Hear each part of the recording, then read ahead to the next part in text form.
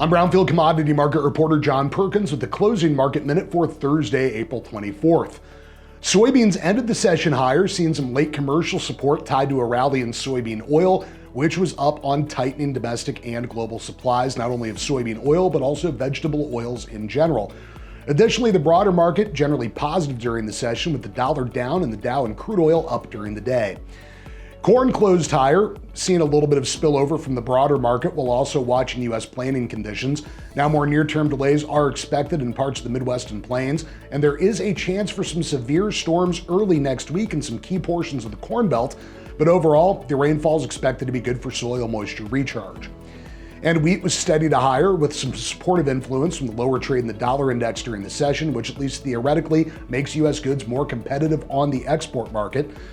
Wheat's also watching the weather, especially rainfall chances from the southern to the northern U.S. plains. Live cattle were mostly higher and feeders were up, waiting for widespread direct cash cattle business. Things remained fairly quiet during the session in terms of packer inquiry. Asking prices are now at $214 to $215 on the live basis and $340 plus dressed. Box beef was higher at midday, and that added to some of the positive influence. And hogs ended the session mostly modestly lower. The lightly traded May was the only contract to end the session in the black. Otherwise, hogs were pressured by the lower cash trade during the session and the marketing year low for pork export sales reported Thursday morning. With the closing market minute for Thursday, April 24th, I'm Brownfield Commodity Market Reporter John Perkins.